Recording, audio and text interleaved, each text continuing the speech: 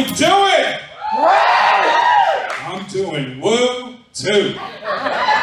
It's the appropriate response for a comedy show or a Girls Gone Wild video. We got some cameras in here. Y'all show y'all's tits, gentlemen. I'm excited to be here. I'm excited to be anywhere, really. If I'm being honest, I'm at the point in my comedy career where I'm just happy if they spell my name correctly on a poster now. Yeah! I say that because I did a show recently and they spelled my name, they messed it up pretty bad, all right? They spelled it Johnathon.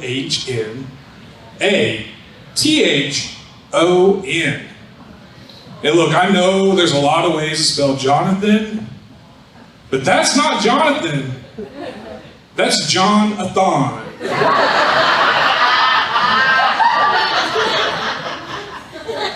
Jonathon. That turned out from just a regular stand-up show into a fundraiser for porta potties. That was a shitty show, is what I'm trying to say.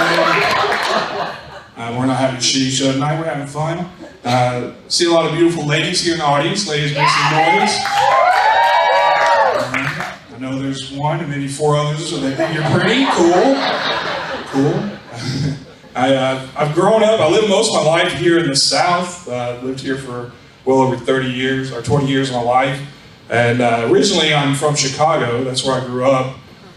Pretty bad neighborhood, but my parents were concerned. So my dad, he would teach me how to box when I was younger. Now that I'm older, I realized he just liked kicking my ass. He didn't teach me nothing. I don't know how to throw a jab, a hook, uppercut. Now I'll take a punch though. I was a pretty popular kid growing up in Chicago. I had a lot of friends. I'm not trying to brag, you know. I was popular, hide and seek crowd, you know. This one day, our friends were playing, and this lady comes up to us on the street, and she points at me. She said, "You boys better be nice to him, because he's Jesus Christ reincarnated." Never got made fun of before that day. But the rest of my life since, you guys. The weird thing about that is, the lady who said that was my grandma. And she's Buddhist. Yeah. Do you know how hard it is growing up knowing that your own grandma doesn't even believe in you?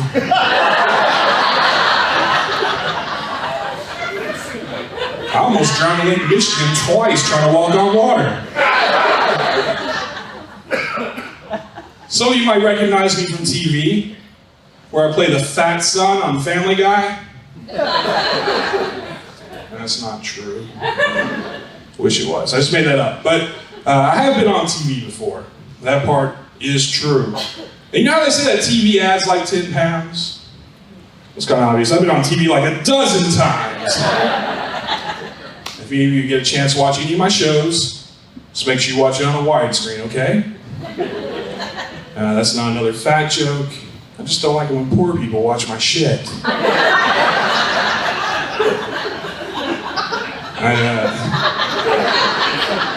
I'll give you a minute. I did have a pretty cool opportunity a few years ago to audition to be the new host of the show called Man vs. Food. Have you guys heard of that show? Yeah! A lot of MVFers out there. Yeah, I get you. I was excited about it.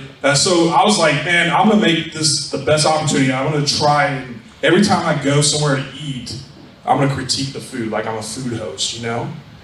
So I went to my mom's house for dinner one night. And first thing she brought to me, I was like, this was good, Mom, but I gotta tell you, this dish right here needs more butter. It just does. I don't know how to break it to you. You gotta add butter to that. She goes, Jonathan, that's sweet tea, you dumbass. Don't put butter in that. What's wrong with you? I don't know. I am trying to lose weight. It's my struggle. I started this new diet my friend told me about. It's called the caveman diet.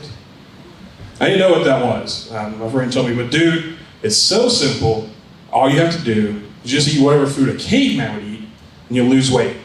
So now, whenever I'm out at like a really, really nice restaurant, like Applebee's, I'm looking through the menu like, would a caveman eat this? And would a caveman eat this? Like it's my own personal what would Jesus do? I often find myself asking myself at midnight, do I think a caveman would eat an entire box of Fruity Pebbles right now? Yes, I yabba dabba do. Yabba dabba do. In fact, if I'm being honest, he'd probably eat the cardboard box that came in too. But I'm just not that committed to the diet yet, you know? What else is terrible? Got married recently. That's not terrible, it's great. She's a lovely person. Was a little scared to ask her to marry me because I wasn't sure she would say yes. The reason why is when I asked her out to begin with, just to be my girlfriend, she didn't say yes. Yeah, she didn't say no either. What she said was, no sex. Just right out the gate, just laying down the law. No sex. But the joke was on her, because I was already not having sex before I asked her out. So, just played the laws of averages on that one. I won, checkmate, thank you. But now we're happy. We're a happy couple. I got some exciting news today. In fact, today I found out I'm going to be a dad. Thank you. Thank you. I went to a psychic.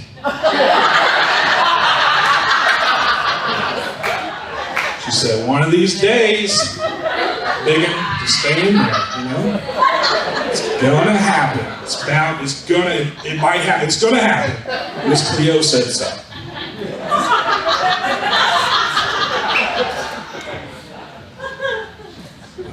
I talked about earlier, growing up in Chicago. When I was a kid, in first grade, I remember this, these kids in my class taught me how to speak Spanish. Sort of. I was 6 years old. I was excited. The first person I saw who I could tell what I learned was my uncle.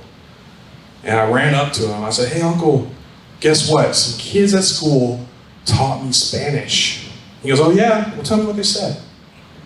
And I said, chupa mi verga. And he said, boy, do you know what that means? I said, no. He said, let me tell you what it means. Suck my dick. And I said, whoa!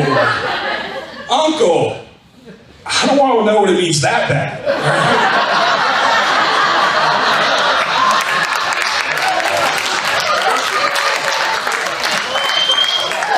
Just keep that one to yourself, you pervert. You know?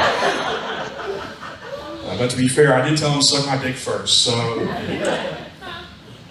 I don't know. Fellas, if you ever want to feel inadequate, not needed, what you should do is go to an adult toy shop with a group of women. I did this. I did this.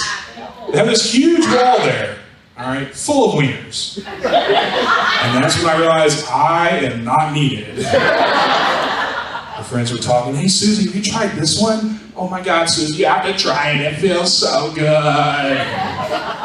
And I looked, and there was a dildo with little bumpy, little knobby things on it. Ladies, that's gross. Why are you into that? I mean, I don't have bumps in my wiener. I can't compete with that. Now, even if I did, you wouldn't want to touch it anyways. You know what I'm saying? They have this one vibrator there that you can hook up to an iPod. It plays along to the beat of a song. I can't compete with that either. I did try once to strap a boombox on there and make love to my lady, and she and I both almost got electrocuted. So don't try that in public, guys. It's frowned upon. Thank you all. I'm Jonathan Craig.